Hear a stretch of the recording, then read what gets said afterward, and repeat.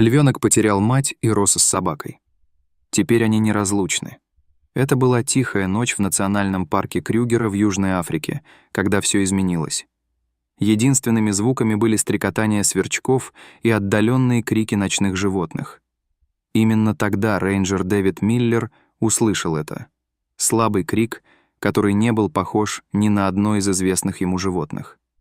Когда Дэвид водил фонариком по высокой траве, что-то привлекло его внимание. Львята такого возраста никогда не отходят от своих матерей. Следы рассказывали душераздирающую историю. Следы борьбы и, что еще хуже, следы деятельности браконьеров в этом районе. Крики львят становились слабее с каждой минутой. За 15 лет работы по спасению диких животных Дэвид никогда не чувствовал, что время течет так медленно.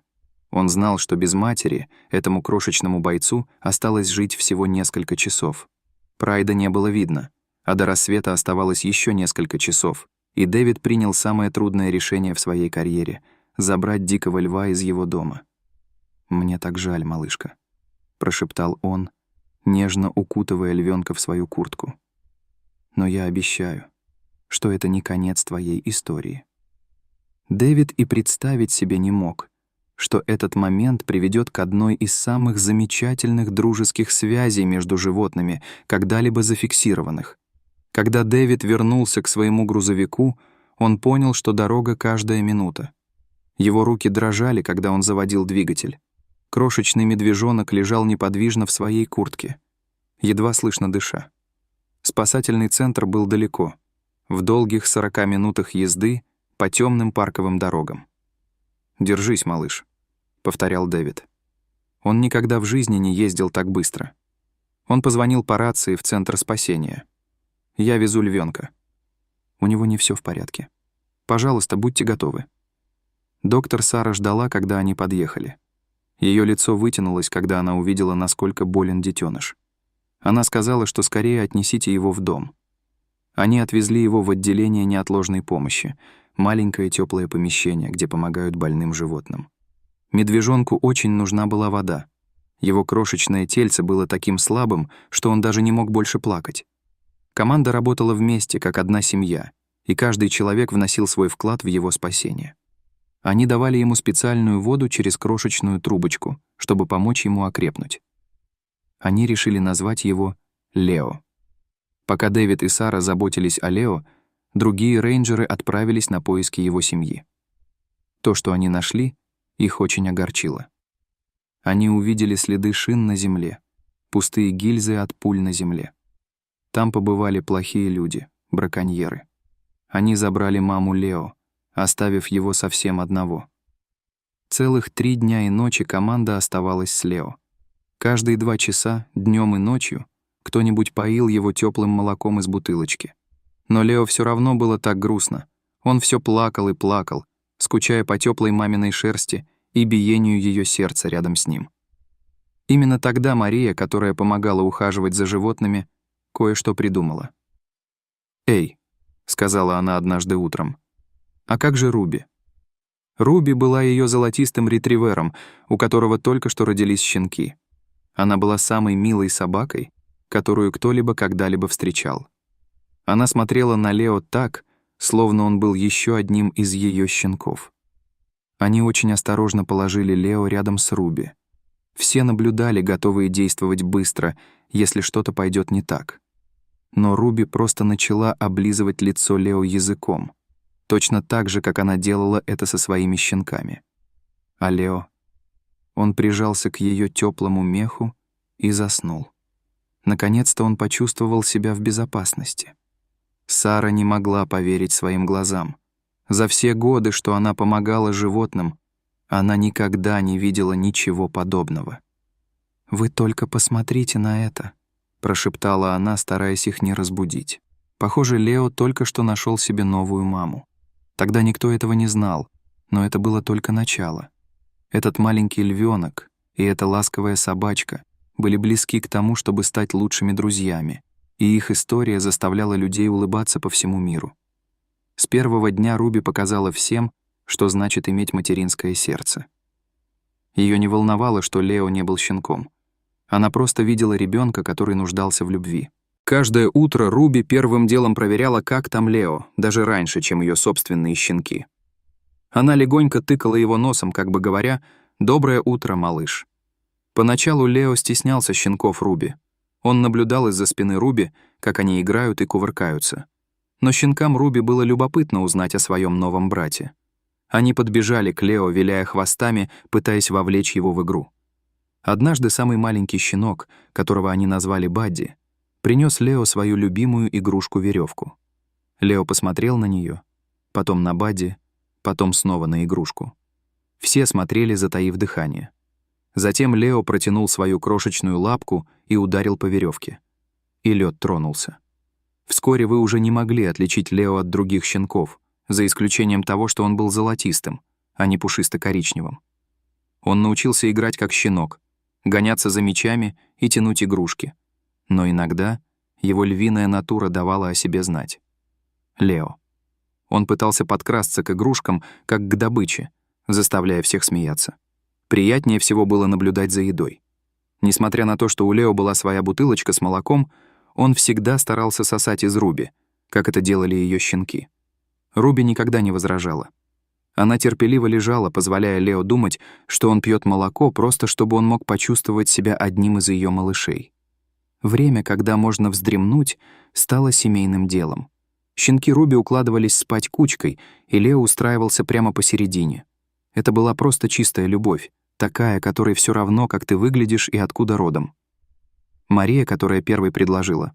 Руби, приемная мама Лео, выразилась лучше всех.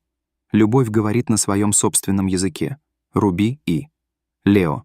Может, и не говорит на том же зверином языке, что и они, но их сердца, несомненно, говорят на нем, и иногда это единственное, что имеет значение.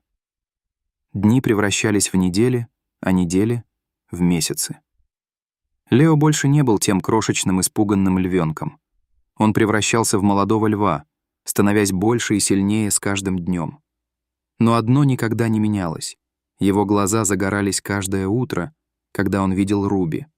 Несмотря на то, что Лео вырос выше Руби, он по-прежнему вел себя как ее ребенок.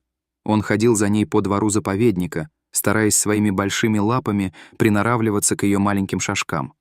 Самое смешное, что Лео никак не мог решить, кем он хочет быть — собакой или львом. Сначала он гонялся за мячами, как его братья и сестры-собаки, а потом упражнялся в прыжках со львом. Саре, одной из смотрительниц, нравилось наблюдать, как Лео пытается копировать все, что делает Руби. Когда Руби лаяла на птиц из заповедника, Лео старался тоже. Но вместо лая получалась забавная смесь рёва и рычания. Руби смотрела на него с таким терпением, как мама, наблюдающая за тем, как ее ребенок учится чему-то новому. Во время кормления Лео теперь ел мясо, как и подобает растущему льву, но он всегда ждал, пока Руби поест первой, чему он научился, будучи частью ее семьи. Руби, понимающе смотрела на него как мать, гордящаяся хорошими манерами своего ребенка. Иногда Лео пытался поделиться с Руби своим мясом, подталкивая к ней носом лучшие кусочки, точно так же, как она делилась с ним своей едой, когда он был маленьким. Самым удивительным было то, как Лео вел себя во время осмотра. Большинству молодых львов нужно давать лекарства, чтобы они успокоились, но только не Лео. Пока Руби была рядом, он лежал спокойно и позволял доктору Саре осмотреть его. Руби гладила лапой его густую гриву, и Лео старался сохранять спокойствие. Сотрудники приюта стали называть Руби своим секретным оружием для медицинских осмотров. За играми всегда было интересно наблюдать. Лео научился контролировать свою растущую силу рядом с Руби и его братьями и сестрами-собаками. Он точно знал, насколько грубо он может играть, не причиняя никому вреда. Когда они играли в перетягивание каната на больших канатах, Лео почти всегда позволял Руби выигрывать, хотя при желании мог легко вырвать веревку. Иногда посетители заповедника останавливались и смотрели, не веря своим глазам. Там был большой, сильный лев, который ласково играл с собакой вдвое меньше его. Малыши прижимались мордочками к смотровому стеклу, с удивлением наблюдая, как Лео нежно треплет Руби за хвост или ласково ударяет ее головой. Сотрудники приюта никогда не видели ничего подобного. Большинство спасенных животных с возрастом отдалялись от своих приемных родителей. Но связь Лео и Руби только крепла. Когда начиналась гроза, Лео по-прежнему бежал к Руби за утешением, сворачиваясь калачиком, как только мог рядом с ней, хотя он уже почти не помещался. Одной из самых приятных вещей было то, как они проводили время в тишине. В лучах послеполуденного солнца они лежали рядом, и голова Руби покоилась на отрастающей гриве Лео. Им не нужно было ничего делать. Достаточно было просто быть вместе. Это показало всем, что семья — это не значит выглядеть одинаково или даже быть похожими на животных. Всё дело в любви, чистой и незамысловатой. Дэвид, рейнджер, который первым нашел Лео, часто навещал их. «Знаешь», — сказал он однажды, наблюдая, как Лео и Руби дремлют вместе, «кому-то может показаться странным, что лев и собака — лучшие друзья, но когда видишь их вместе, это самая естественная вещь на свете». Он научился быть с ней таким нежным.